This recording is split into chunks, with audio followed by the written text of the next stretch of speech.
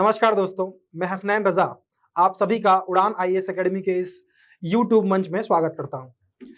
जैसे कि रुपेश सर ने एमसीक्यू सीरीज का एक पहला वीडियो डाला हुआ है, उसी को मैं कंटिन्यू करते हुए भारतीय राज्य व्यवस्था के एमसीक्यू आपके समक्ष लेकर आया हूं। यहाँ पर अपन जो एमसीक्यू देख रहे हैं वो थंबनेल में आपने देख ही लिया होगा। जितने भी आगामी परीक्षाएं हैं, चाहे वो व्यापम की हो, पीएससी की हो या फिर कोई भी शिक्षक भर्ती या टेट की परीक्षा हो, सभी में समान रूप से उपयोगी रहेगी।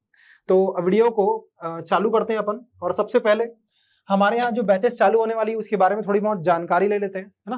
तो ऋषि सर, जैसे कि आप जानते हैं, सभी जानते हैं कि छत्तीसगढ़ जो सामान्य अध्ययन है, हमारे यहाँ ऋषि सर पढ़ाते हैं। और ऋषि सर 2 अप्रैल 2024 से इसकी एक स्पेशल बैच लेकर के आ रहे हैं। ये इसका जो टाइमिंग रहेगा दोपहर 12 से 1:30 बजे तक का रहेगा। इसके अंतर्गत ऋषि सर आपको पंचायती राज, नगरीय निकाय और आर्थिक सर्वेक्षण के साथ, ठीक, अद्यतन डेटा के साथ आपको छत्तीसगढ़ कंप्लीट करवाएंगे।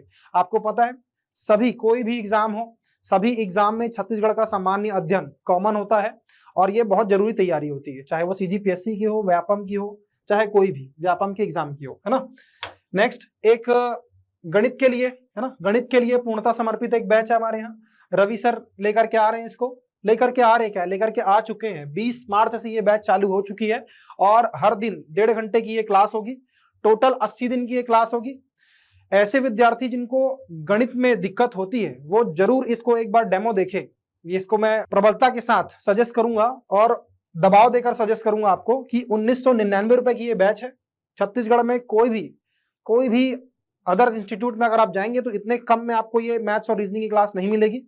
एक बार के जा करके आप इसको जरूर देखिए डेमो। अगर अच्छा लगता है आपको तो फिर इसको परचेज भी कीजिए, ठीक। इसके बाद एक बैच है हमारी हॉस्टल वार्डन के लिए। ये बैच कल ही चालू हुई है 28 मार्च 2024 को। और ये जो बैच है ये बिलासपुर ब्रांच में चालू हुई है, ध्यान रखेंगे, बिलासपुर ब्रांच में। तो यदि आपको इससे संबंधित कोई जानकारी चाहिए हो तो इन नंबर्स में आप जो नीचे शो हो रहे हैं आपको, इसमें कॉन्टैक्ट कर सकते हो आप लोग। इसके बाद एक बैच, अंतिम बैच जो 28 मार्च को ही चालू हुई है, ये रायपुर और बिलासपुर दोनों जगह चालू हुई है। रायपुर के हमारे सिटी प्लाजा वाले ब्रांच में इसको शुरुआत किया गया है। इसका शुरुआती रिस्पांस बहुत अच्छा है, सीमित सीटें हैं, आप जाकर के जल्दी से डेमो ले लीजिए, है ना। और अगर कोई इंक्वायरी करनी हो तो इन नंबरों में आप कांटेक्ट करके कोई इंक्वायरी भी आप कर सकते हैं, ठीक। तो ये हुई हमारे बैचेस की बात जो अभी अभी शुरुआत हुई है। आपको जो भी बैच सही लगती है, जो भी एग्जाम आप टारगेट कर रहे हो, उसके अनुरूप आप अपनी तैयारी यहाँ पर कर सकते हो।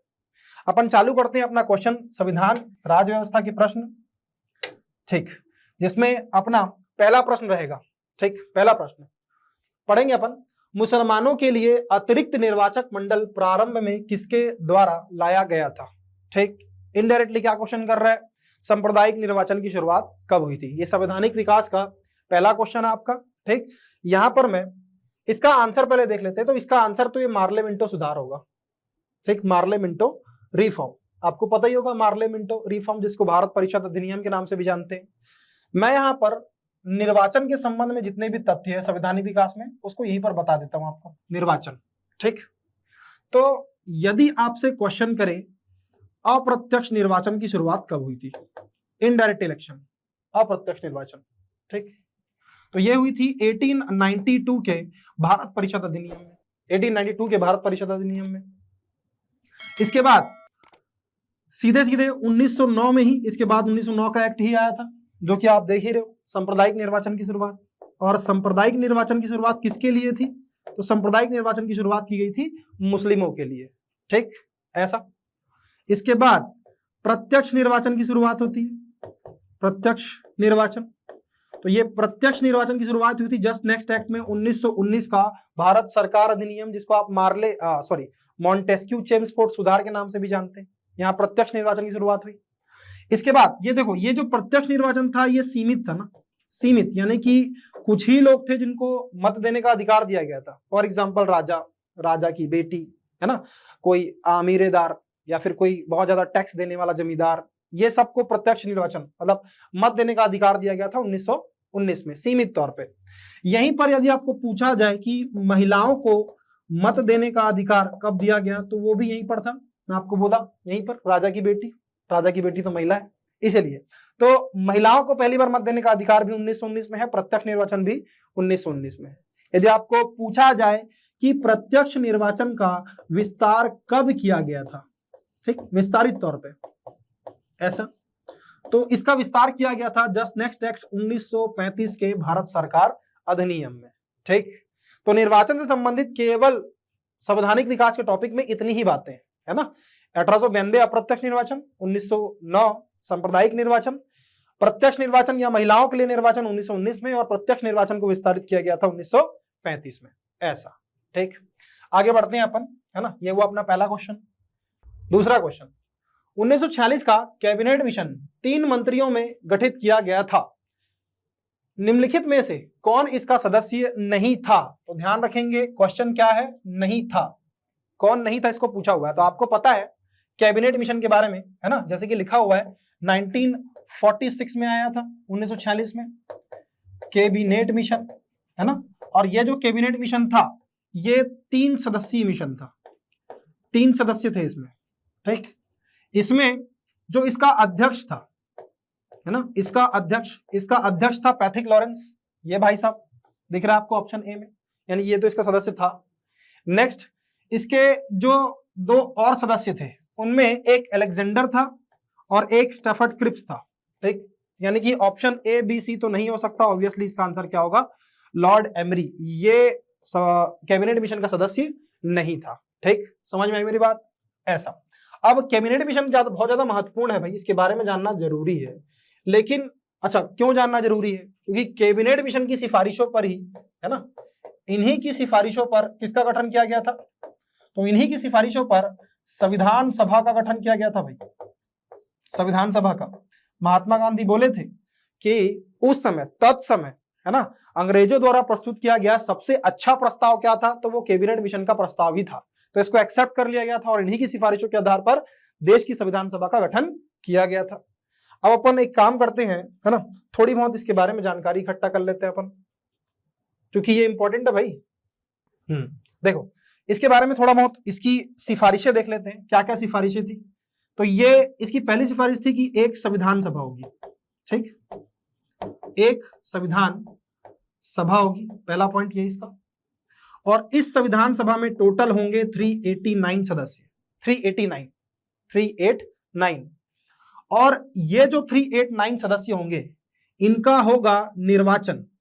ठीक, निर्वाचन होगा। और इनका निर्वाचन कैसा होगा? तो इनका निर्वाचन होगा अप्रत्यक्ष। यहां पर थोड़ा बहुत डिटेल देखेंगे अपन कैबिनेट मिशन का, क्योंकि आने वाले प्रश्नों में सारा डिटेल काम आने वाले आपके, है ना।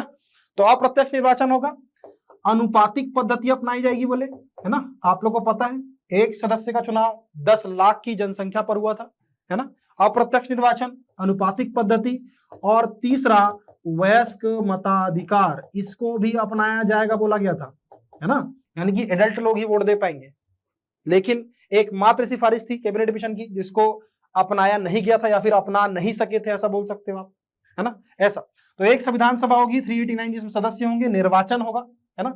इसके बाद तीसरा प्रावधान था कि जब तक के आजादी नहीं मिल जाती है, ठीक, मंत्री लोग, ठीक, भारत में मंत्री लोग टोटल 14 मंत्री होंगे, और ये 14 मंत्री भारत को जब तक के पहला चुनाव नहीं हो जाता तब तक के शासन का संचालन करेंगे, जिसको आप अंतरिम सरकार के नाम से भी जानते हो।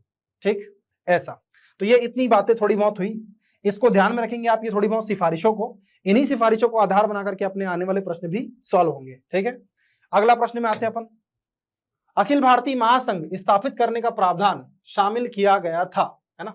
तो अखिल भारतीय यानी कि पहली बार फेडरल सिस्टम की शुरुआत, फेडरल सिस्टम का प्रोविजन कहां पर प्रावधान किया गया था? तो इसका आंसर भाई 1935 के अधिनियम में, है ना, अखिल भारतीय संघ की स्थापना की बात की गई थी। अखिल भारतीय संघ का मतलब क्या होता है? अखिल भारतीय संघ का मतलब होता है एक केंद्र और उसके अधीन 28 राज्य जो वर्तमान में है, और 8 यूनियन टेरिटरी, ऐसा। तो ये सारे मिलकर के जो संघ बनाते हैं उसको बोलते हैं अखिल भारतीय संघ, ऐसा। समझ में आई मेरी बात? और ये साथ में मिलकर के शासन का संचालन भी करते हैं। तो 1935 में अखिल भारतीय संघ की स्थापना का प्रावधान था। Next question number 4।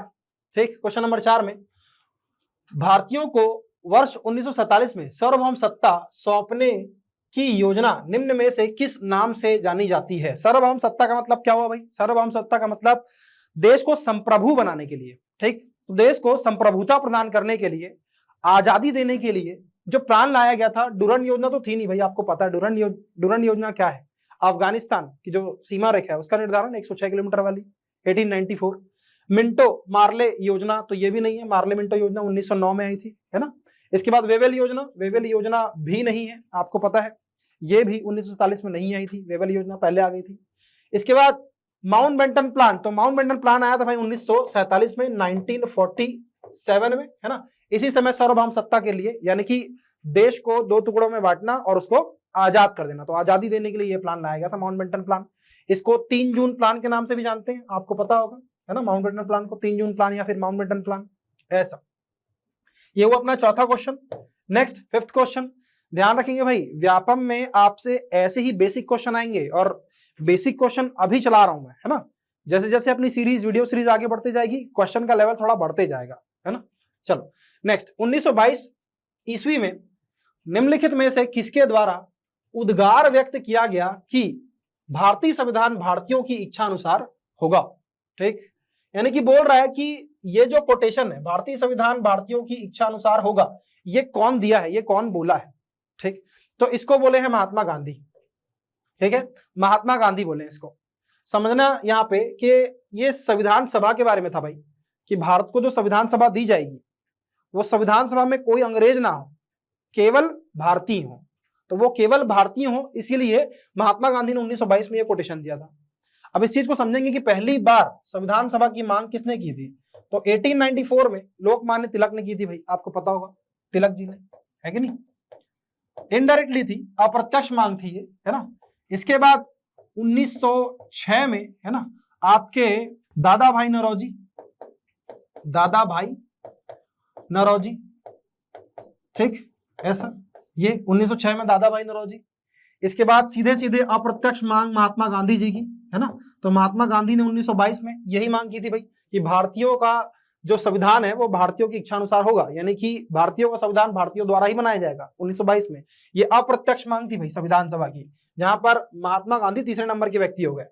इसके बाद प्रत्यक्ष मांग होती है, प्रत्यक्ष मांग, तो इसमें प्रत्यक्ष मांग में सबसे पहले 1934 में एम.एन. रॉय के द्वारा की जाती है मांग, एम.एन. रॉय, है ना, ये साम्यवादी दल के नेता थे ये, 1934 में। नेक्स्ट 1935 में कांग्रेस के द्वारा मांग की जाती है, ठीक, कांग्रेस के द्वारा। उसके बाद आखिरी में 1938 में जवाहरलाल नेहरू, है ना, जवाहरलाल नेहरू मांग करते हैं, किसकी, संविधान सभा की मांग करते हैं। और जवाहरलाल नेहरू वैसे ही जैसे कि गांधी जी बोले अपनी शर्तों के साथ कि संविधान सभा तो चाहिए, संविधान हमको चाहिए, और वो संविधान हमारी इच्छा अनुसार बनाया जाएगा, यानी कि हम बनाएंगे। भाई साहब बोलते हैं जवाहरलाल नेहरू कि हम तो बनाएंगे, लेकिन उसको चुनने में कोई भी विदेशी हस्तक्षेप नहीं होगा, और दूसरा वयस्क मताधिकार को फॉलो भी करेंगे, ठीक, ऐसा। यानी कि दोनों एटीट्यूड वाले हैं दोनों, महात्मा गांधी और जवाहरलाल नेहरू। शर्तों के साथ इनको संविधान चाहिए, केवल संविधान ऐसे ही नहीं चाहिए, संविधान शर्तों के साथ चाहिए। जवाहरलाल नेहरू की 2 शर्त, एक वयस्क मताधिकार और दूसरा बिना विदेशी हस्तक्षेप के। और अपने महात्मा गांधी की क्या, भारतीय संविधान भारतीयों की इच्छा अनुसार होगा, ऐसा, ठीक। नेक्स्ट अगले प्रश्न में आते हैं अपन, 6वां, ठीक। वर्ष 1942 में किस योजना के तहत यह स्वीकार किया गया कि भारत में एक निर्वाचित संविधान सभा का गठन होगा जो युद्धोपरांत संविधान का निर्माण करेगी, है ना। ध्यान देने लायक बात है कि युद्धोपरांत बोल रहा है, तो युद्धोपरांत संविधान सभा के बारे में 2 लोग बोले थे। एक बोला गया था आपके अगस्त प्रस्ताव में, है ना, अगस्त प्रस्ताव में, ये था 1940 का, 1940 का अगस्त प्रस्ताव। और एक था क्रिप्स मिशन, आपको पता है कि द्वितीय विश्व युद्ध छिड़ा हुआ था इस समय, तो भारतीयों का सहयोग प्राप्त करने के लिए ये दोनों प्लान आए हुए थे, है ना। इन दोनों प्लान में क्या बात की गई थी कि जो भी देंगे आपको वो युद्धोपरांत देंगे। देख लेते हैं कौन सा ऑप्शन में, है ना, क्रिप्स मिशन, वेवेल, कैबिनेट और माउंटबेटन। ऑब्वियस है अगर अगस्त प्रस्ताव होता तो ये क्वेश्चन फंस जाता, लेकिन इसका आंसर क्या होगा, ए होगा, क्रिप्स मिशन। युद्धोपरांत संविधान सभा देंगे बोल दिए थे, है ना। इसके बाद इसको महात्मा गांधी और Jawaharlal Nehru post dated cheque और दिवालिया बैंक का चेक बोल के वापस लौटा देते हैं, पता है आपको। नेक्स्ट 7वां क्वेश्चन, कैबिनेट मिशन योजना के अनुसार संविधान सभा में कुल कितने सदस्य होने थे, है ना। तो मैं आपको बताइए वहां पर कि टोटल 389 सदस्य होंगे करके, तो इसमें ज्यादा विचारने की जरूरत है ही नहीं, 389 सदस्य होंगे। हालांकि इस 389 सदस्य को बांट दिया था भाई, वो आपको पता है ना, कैसे बांट दिया था, 3 क्षेत्रों में बांट दिया था। एक ब्रिटिश प्रांत में, है ना, ब्रिटिश प्रांत में, क्योंकि ब्रिटिश प्रांत से कितने लोग चुने जाएंगे। नेक्स्ट आपका रियासतों से, है ना, रियासतों से, और एक रहेगा आपका अगला कमिश्नरी क्षेत्र से, ऐसा। तो इनको 3 क्षेत्रों में बांटा गया, जिसमें 292 थे आपके ब्रिटिश प्रांत में, रियासतों से चुने जाने थे 93, और कमिश्नरी क्षेत्र से चुने जाने थे कितने, 4, केवल 4, है ना, ऐसा। छत्तीसगढ़ का कमिश्नरी क्षेत्र में आता था, आपको पता है। तो 389 में ब्रिटिश प्रांत, रियासतें और कमिश्नरी क्षेत्र। इसके बाद कुछ डेटा और ध्यान रख लो यार इसमें, है ना, कभी भी पूछ सकता है आपको, ना केवल ये क्वेश्चन, इसके अलावा इस 389 में ना देखो 208 कांग्रेसी थे, यानी कि चुनाव के बाद की बात कर रहा हूं मैं, चुनाव के बाद, जब चुनाव हुआ उसके बाद की बात। तो कांग्रेसी इसमें टोटल थे 208, इसमें 73 मुस्लिम लीग के लोग थे और 15 इसमें निर्दलीय थे, है ना, निर्दलीय, एन लिख रहा हूं मैं इसको, कांग्रेसी, मुस्लिम लीग और निर्दलीय। तो 208, 73 और 15, इस डेटा को ध्यान में रखेंगे आप। इसके बाद नेक्स्ट, है ना, एक क्वेश्चन और पूछा जा सकता है महिलाओं से संबंधित, है ना, कि संविधान सभा में टोटल कितनी महिला थी। तो महिला भाई अभी तक क्वेश्चन पूछा नहीं है, लेकिन बिल्कुल पूछ सकता है, अदर स्टेट की पीएससी में और व्यापम में इसको पूछ चुका है ना। महिला टोटल 15 थी भाई। इसके बाद एसटी की अगर मैं बात करूं तो टोटल 33 एसटी कैटेगरी के लोग थे, शेड्यूल्ड ट्राइब के लोग, अनुसूचित जनजाति के लोग। इसके बाद एससी की अगर बात की जाए तो शेड्यूल्ड कास्ट के टोटल इसमें थे 27 शेड्यूल्ड कास्ट थे, शेड्यूल्ड ट्राइब के 33 और महिला 15। ठीक, ये 3 डेटा भाई। एक चुनाव के पहले की बात, कैबिनेट मिशन के द्वारा जो सिफारिश की गई थी 292, 93 और 4। इसके अलावा 389 में 208 कांग्रेसी, 73 मुस्लिम लीग के और 15 निर्दलीय थे, है ना, ऐसा। कुछ डेटा और अगर आप याद रखना चाहो, है ना, हस्ताक्षर वाली बात, कि जब संविधान बनकर तैयार हुआ था तो कितने लोग टोटल इसमें हस्ताक्षर किए थे, है ना, तो 284 किए थे भाई, 284 लोग इसमें हस्ताक्षर किए थे।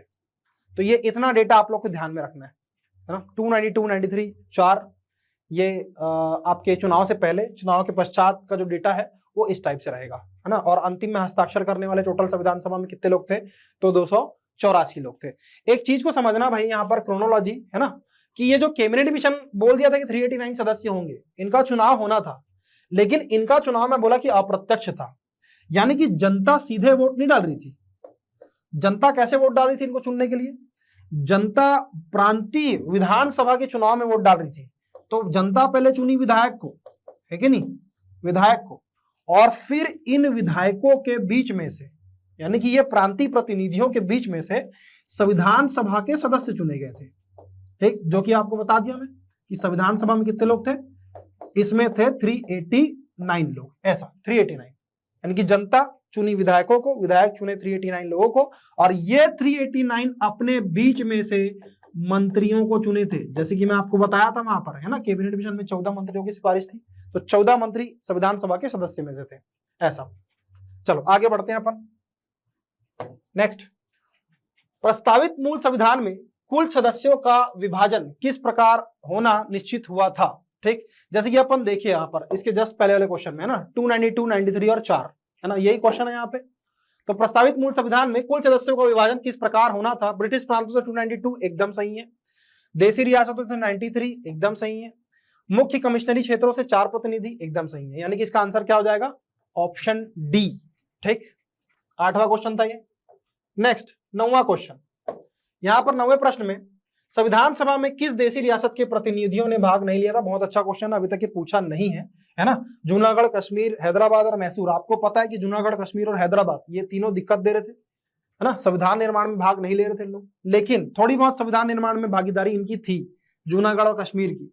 लेकिन हैदराबाद एकमात्र ऐसा रियासत था जो एक भी संविधान सभा की बैठक में भाग नहीं लिया था, यानी कि उनके प्रतिनिधि संविधान सभा तक के पहुंचे ही नहीं थे। समझ में आई मेरी बात, ऐसा। तो ये बहुत इंपॉर्टेंट क्वेश्चन है भाई, कभी ना कभी जरूर पूछा जाएगा ये। ऐसे ही प्रश्न पूछे जाते हैं भाई बेसिक व्यापम में, व्यापम के जो लेवल 3, लेवल 4 के पोस्ट होते हैं उसके लिए यही प्रश्न पूछे जाते हैं। नेक्स्ट, है ना, संविधान सभा के सदस्य प्रतिनिधि थे। अब ये बहुत बढ़िया क्वेश्चन है। पहले मैं कैबिनेट मिशन का जो डिटेल बताया हूं उस डिटेल से बहुत सारी चीजें बन सकती है, उनमें से एक क्वेश्चन ये भी है। तो जनता द्वारा प्रत्यक्ष निर्वाचित, है ना, प्रत्यक्ष निर्वाचन तो था नहीं भाई, है कि नहीं, जनता प्रतिनिधियों को चुन रही थी। जनता द्वारा अप्रत्यक्ष निर्वाचित, गवर्नर जनरल द्वारा मनोनीत, कांग्रेस और मुस्लिम लीग द्वारा नामांकित। बिल्कुल ये भी गलत, ये भी गलत। जनता के द्वारा अप्रत्यक्ष रूप से निर्वाचित थे। जैसे कि मैं आपको बताया, सबसे रूट लेवल पर जनता थी, उन्होंने अपने प्रतिनिधियों को चुना, वे प्रतिनिधि संविधान सभा के सदस्यों को चुने और संविधान सभा के सदस्य अपने बीच में से किसको चुने? मंत्रियों को चुने। ऐसा, ठीक, देख सकते हो जनता और मंत्रियों के बीच में कितने लोग हैं, ऐसा, है ना। ये था आपका 10वां क्वेश्चन। नेक्स्ट 11वां क्वेश्चन, भारतीय संविधान सभा की स्थापना कब हुई थी? तो यहां पर प्रश्न देखेंगे भाई, एक स्थापना लिखा हुआ है, अगर आपको गठन भी बोले तब भी आपको वही आंसर लेना है। और आप लोग को कई लोग को आंसर पता भी होगा। क्या है इसका आंसर? 9 दिसंबर। एक बार क्विक फटाफट देख लेते हैं सब इसकी बैठकों के बारे में। तो इसकी पहली बैठक, है ना, पहली बैठक कब हुई थी? 9 दिसंबर 1946 को, 1946 को। दूसरी बैठक 11 दिसंबर 1946 को। तीसरी बैठक 13 दिसंबर 1946 को। चौथी बैठक आपकी 22 जनवरी 1947 को, 1947 को। और इसकी अंतिम बैठक की अगर मैं बात करूं, अंतिम बैठक कब हुई थी? तो 24 जनवरी 1950 को इसकी अंतिम बैठक हुई थी, 1950 को। ठीक, ये कुछ बैठकें भाई जो इंपॉर्टेंट है, फटाफट डिटेल देख लेते हैं इसका।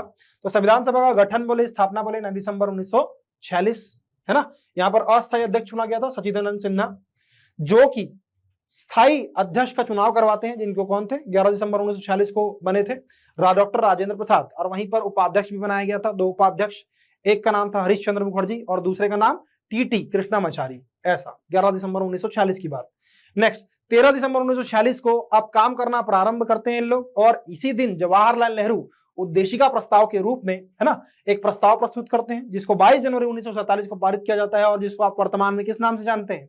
प्रस्तावना के नाम से जानते हैं। ठीक है, आपकी प्रस्तावना जो है 22 जनवरी 1947 को पारित की गई थी। इसके बाद अंतिम बैठक 24 जनवरी 1950 को हुई थी। ये 112वीं बैठक थी, है ना, संविधान सभा की 112वीं बैठक थी। और इसी दिन संविधान सभा को महात्मा गांधी की सिफारिश पर भंग कर दिया गया था, आपको पता है ना। तो इसी दिन भंग कर दिया गया था और डॉक्टर राजेंद्र प्रसाद को राष्ट्रपति के रूप में नियुक्त कर दिया गया था। पॉइंट ध्यान में रखेंगे, नियुक्त किया गया था डॉक्टर राजेंद्र प्रसाद को राष्ट्रपति के रूप में, चुनाव नहीं हुआ था, ऐसा। नेक्स्ट 12वां, है ना, 12वां क्वेश्चन, संविधान सभा के चुने हुए स्थायी अध्यक्ष कौन थे? अब भी मैं बात किया था, एक अस्थायी अध्यक्ष था, एक स्थायी अध्यक्ष था। अस्थायी अध्यक्ष सचिदानंद सिन्हा, है ना, और स्थायी अध्यक्ष कौन थे? डॉक्टर राजेंद्र प्रसाद। वहीं पर इसके 2 उपाध्यक्ष, एक हरीश चंद्र मुखर्जी और एक टीटी कृष्णामाचारी, ऐसा। ठीक, क्वेश्चन 12 के बाद क्वेश्चन नंबर 13, है ना, संविधान सभा के प्रारूप मसविदा, जिसको बोलते हैं मसौदा, आप मसौदा के रूप में ज्यादा सुनते हो इस शब्द को, समिति की नियुक्ति कब की गई थी? तो ये बहुत बढ़िया क्वेश्चन है भाई। संविधान सभा के बारे में बैठक अपन देख ही चुके हैं, अब संविधान सभा की समितियों के बारे में भी देख लेंगे। लेकिन फिलहाल इसका आंसर की संविधान सभा की प्रारूप समिति का गठन कब किया गया था? तो ये 29 अगस्त, हाँ ये सी ऑप्शन, 29 अगस्त 1947 को इसका गठन किया गया था। ठीक है, प्रारूप समिति के बारे में ही पहले देख लेते हैं अपन, प्रारूप समिति थी क्या। तो प्रारूप समिति के सबसे पहले अध्यक्ष की अगर मैं बात करूं, ठीक, तो इसके अध्यक्ष थे भीमराव अंबेडकर, है कि नहीं, भीमराव अंबेडकर इसके अध्यक्ष थे।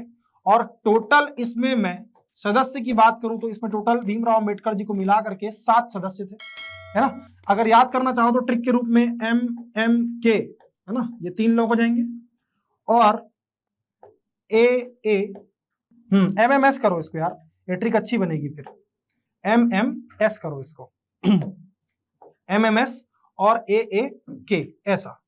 ये 3 और 3 6, BR अंबेडकर एक हुए। देखो भाई याद करेंगे, M से क्या है? M से है मित्र, ठीक, फिर M से रहेगा आपका मुंशी, S से रहेगा आपके सादुल्ला। प्रश्न पूछता है भाई, है ना, संविधान प्रारूप समिति में कितने सदस्य थे ये क्वेश्चन पूछता है। तो मित्र, मुंशी, सादुल्ला, ये 3 हुए।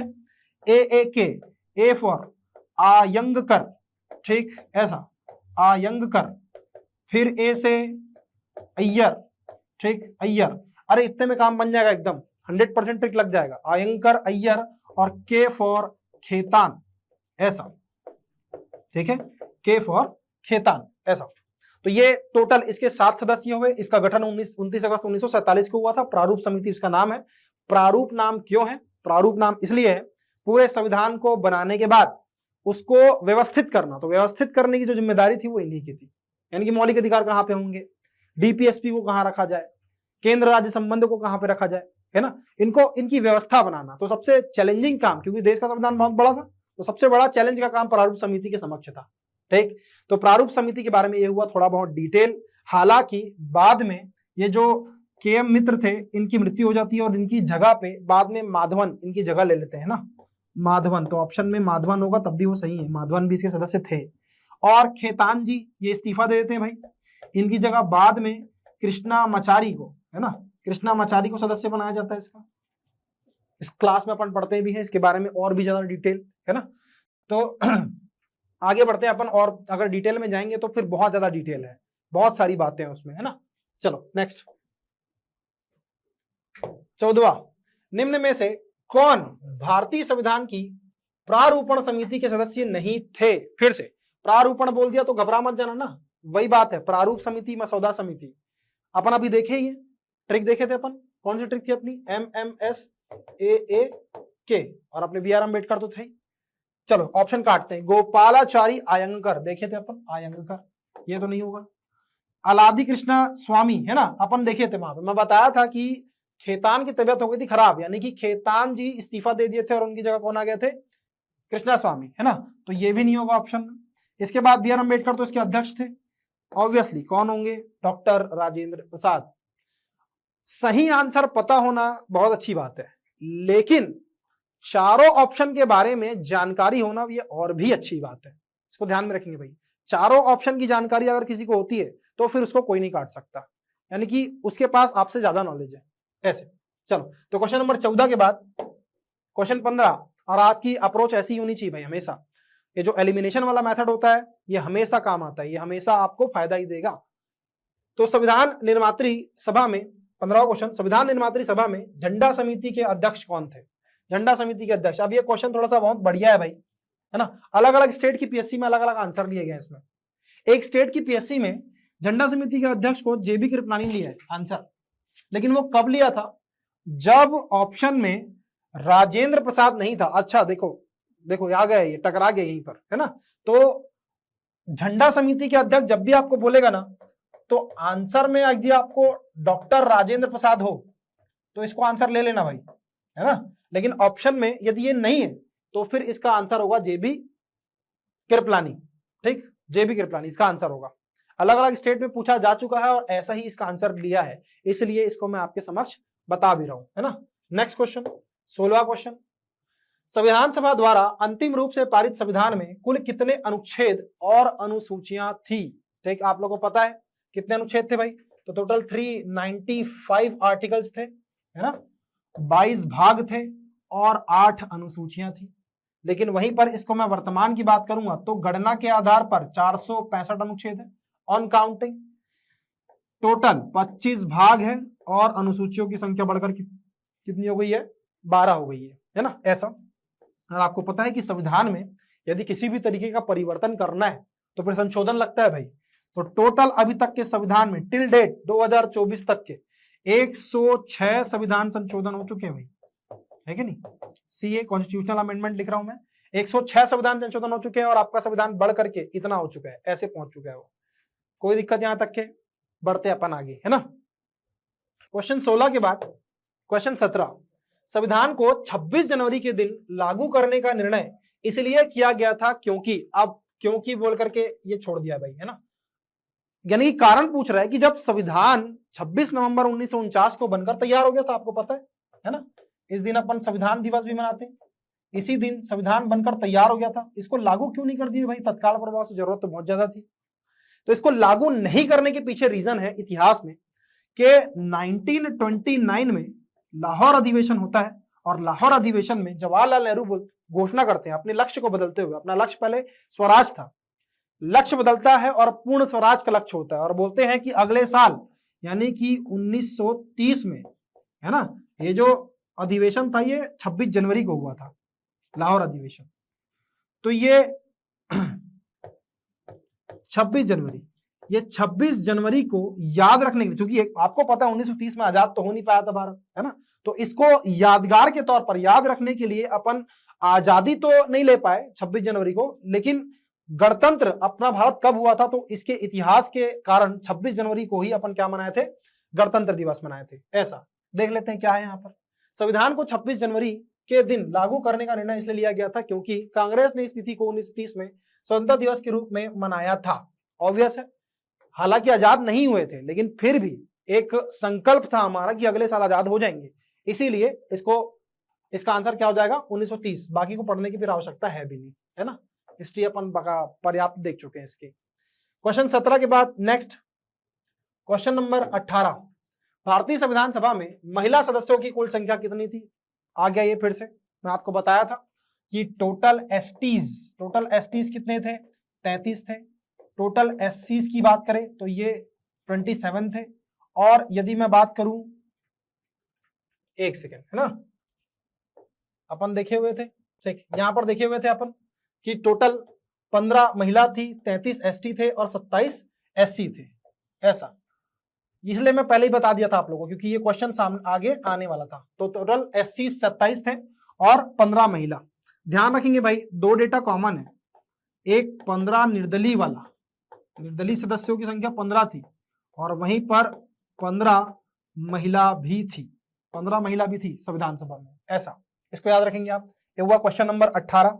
नेक्स्ट क्वेश्चन नंबर 19, भारतीय संविधान के किस भाग को उसकी आत्मा की आख्या प्रदान की गई है ना? अरे ये थोड़ा सा गलत हो गया, ये नहीं होगा भाई, आख्या नहीं है ये संज्ञा है, संज्ञा। तो भारतीय संविधान के किस भाग को उसकी आत्मा की संज्ञा प्रदान की गई है, अब ये सही हो गया। अब समझेंगे तो देखते हैं भाई कौन कौन क्या क्या बोला है भारतीय संविधान की प्रस्तावना को। आपको पता है कि प्रस्तावना क्या है भाई? संविधान के बहुत ज्यादा महत्वपूर्ण सारभूत तत्वों का संग्रह है, या फिर बोलूं कि संविधान जो इतना बड़ा है हमारा, उस संविधान का एक आईना है, एक दर्पण है, ठीक, ऐसा। तो संविधान को उसकी महत्ता को ध्यान में रखते हुए अलग अलग लोग अलग अलग बात से संबोधित किए हैं। पहला आत्मा की बात, कि ये संविधान की आत्मा है, ऐसा कौन कौन बोला है? तो एक तो इसमें थे महात्मा गांधी, ठीक, महात्मा गांधी, एमजी लिख रहा हूं मैं इसमें, महात्मा गांधी। नेक्स्ट हिदायतुल्लाह, है ना, आपको पता है कि ये हमारे एकमात्र सुप्रीम कोर्ट के मुख्य न्यायाधीश जो कि राष्ट्रपति का पद धारण किए थे, ये भी प्रस्तावना को संविधान की आत्मा बोलते हैं। नेक्स्ट ठाकुरदास भार्गव, है ना, ठाकुरदास भार्गव, तो ये संविधान सभा के सदस्य थे जिन्होंने क्या बोल दिया, संविधान को प्रस्तावना को संविधान की आत्मा बोल दिए, ऐसा। यही क्वेश्चन है ना, भारतीय संविधान को किस भाग को उसकी आत्मा की संज्ञा, तो प्रस्तावना है भाई, ऑब्वियस है, मैं कब से इसी के बारे में बता रहा हूँ। आंसर तो, हालांकि आपको ये क्वेश्चन कराने का उद्देश्य मेरा ये था कि मैं आपको बता सकूं कि किसने किसने क्या क्या नाम से इसको संबोधित किया है। तो पहला तो इसका आत्मा की बात हो गई, दूसरा आधार, ठीक, बेस की बात कौन किया गया है, यानी कि संविधान की प्रस्तावना को, है ना, संविधान का बेस आधार कौन बोला है, तो आधार बोला है सुभाष कश्यप, ऐसा, ठीक, सुभाष कश्यप ये व्यक्ति है। नेक्स्ट कुंजी, संविधान की कुंजी कहकर प्रस्तावना को किसने संबोधित किया है, तो ये है के.एम. मित्र, ऐसा, ठीक, ऐसा याद रख सकते हो, के.एम. मित्र, के फॉर, है ना, यहां से के चालू और ये भी कुंजी भी के से चालू हो रही है, ऐसा करके ध्यान में रख सकते हो आप। तो आत्मा, आधार, कुंजी, और एक भाई साहब बोलते हैं कि ये संविधान का परिचय पत्र है करके, ठीक। तो परिचय पत्र कौन बोला है, परिचय पत्र बोलता है पलखीवाला, बस इसका नाम ऐसे याद रखेंगे आप, N.A. पलखीवाला इनका पूरा नाम है, पलखीवाला। तो प से परिचय पत्र और प से पलखीवाला, ऐसा।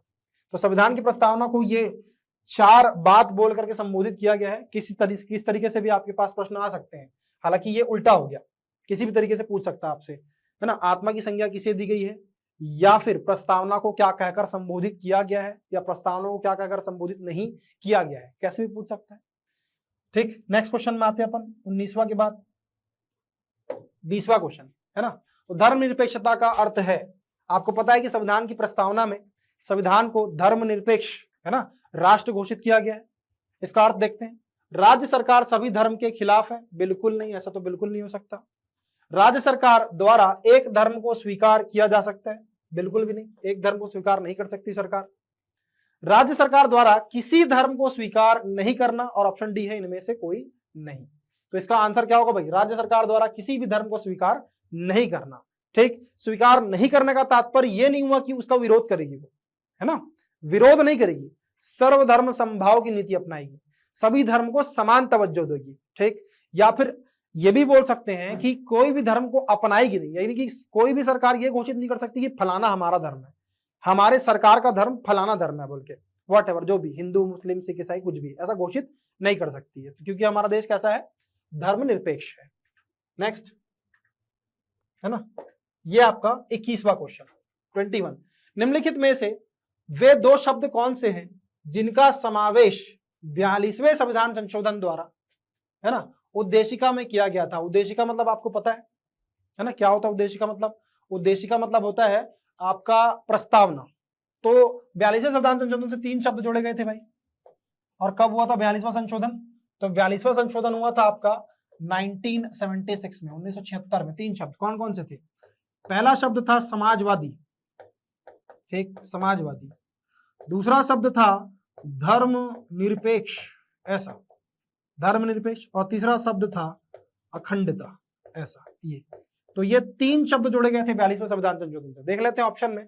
धर्मनिरपेक्ष लोकतांत्रिक, बिल्कुल नहीं। प्रभुत्व संपन्न लोकतांत्रिक, बिल्कुल नहीं। समाजवादी धर्मनिरपेक्ष आ गया, ऑप्शन 1 और 2, ठीक, ऐसा। तो ऑप्शन सी इसका आंसर होगा। नेक्स्ट, 22वां क्वेश्चन।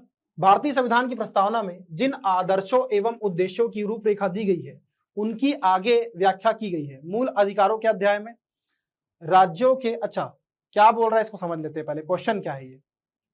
तो भारतीय संविधान की प्रस्तावना में जिन आदर्शों एवं उद्देश्यों की रूपरेखा दी गई है उनकी आगे व्याख्या की गई है। मूल अधिकारों, अच्छा कहां पर व्याख्या की गई है इसके बारे में पूछ रहा है। तो मूल अधिकारों में की गई है, ऑब्वियसली की गई है। राज्यों के नीति निर्देशक तत्वों में की गई है, बिल्कुल। मूल कर्तव्य में की गई है, बिल्कुल। दोनों ऑप्शन ए और बी दोनों सही है। मूल अधिकार, राज्य के नीति निर्देशक तत्व एवं मूल कर्तव्य, तो इसका आंसर ऑब्वियसली कहां पर होगा भाई, ऑप्शन सी, ठीक है। तो प्रस्तावना में जो आदर्श दिए गए हैं उन आदर्शों की व्याख्या आपके फंडामेंटल राइट्स, फंडामेंटल ड्यूटीज और डीपीएसपी, ये तीनों में किया गया, ठीक। इसका आंसर होगा सी। Next, question number 23। भारतीय संविधान की प्रस्तावना में क्या स्पष्ट नहीं होता है? देखते हैं भाई, क्या स्पष्ट नहीं होता है। संविधान का स्रोत बिल्कुल होता है भाई, आपको पता है संविधान का स्रोत क्या है, हम भारत के लोग, जनता, ये तो स्पष्ट है। शासन के ध्येयों का विवरण, ध्येयों का मतलब होता है उद्देश्य, बिल्कुल, उद्देश्य का भी विवरण है भाई। उद्देश्य क्या क्या है भाई, आपको पता है ना। एक तो क्या है, न्याय, है ना, स्वतंत्रता, क्या है फिर, नेक्स्ट है समानता या फिर समता, है ना, अखंडता, ऐसा। तो ये है ना उसके उद्देश्य, संविधान के उद्देश्य। संविधान को लागू करने की तिथि, तो संविधान को लागू करने की तिथि तो है नहीं भाई, क्योंकि संविधान लागू कब हुआ था? संविधान लागू हुआ था 26 जनवरी को, है ना, और इसमें 26 जनवरी की बात की नहीं गई है। संविधान को कब आत्मर्पित किया गया था इसके बारे में बात है, तो 26 नवंबर की बात है। ऑप्शन सी इसका आंसर होगा। हालांकि आगे अपन पढ़ लेते हैं, संविधान को अंगीकृत, अधिनियमित और आत्मर्पित करने की तिथि, ऑब्वियसली मैं पहले ही बताया कि इसकी बात की गई है 26 नवंबर 1949, ऐसा, ठीक। Next question, question number 24। 2 ही प्रश्न बचे हैं, ये सेकंड लास्ट क्वेश्चन रहेगा हमारा, 24वां। भारतीय संविधान की प्रस्तावना में लिखित हम भारत के लोग, we the people of India से क्या अर्थ निकलता है, ठीक। और जो मैं आपको बताया था कि संविधान का स्रोत क्या है, तो संविधान का स्रोत we the people of India, जनता है, उससे क्या तात्पर्य है? तो भारतीय गणराज्य की प्रभु सत्ता जनता में निहित है। ऑप्शन ए ही इसका आंसर भाई, है ना, क्योंकि समस्त शक्ति का जो केंद्र है वो जनता है। ए को पढ़ने के बाद और कोई ऑप्शन पढ़ने की आवश्यकता इसमें नहीं है ना। नेक्स्ट क्वेश्चन, क्वेश्चन नंबर 25 भारतीय संविधान में समवर्ती सूची किसके संविधान से ली गई है?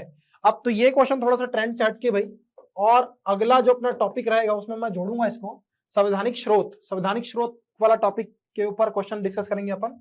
इसमें है ना पूछा क्या है, समवर्ती सूची के बारे में।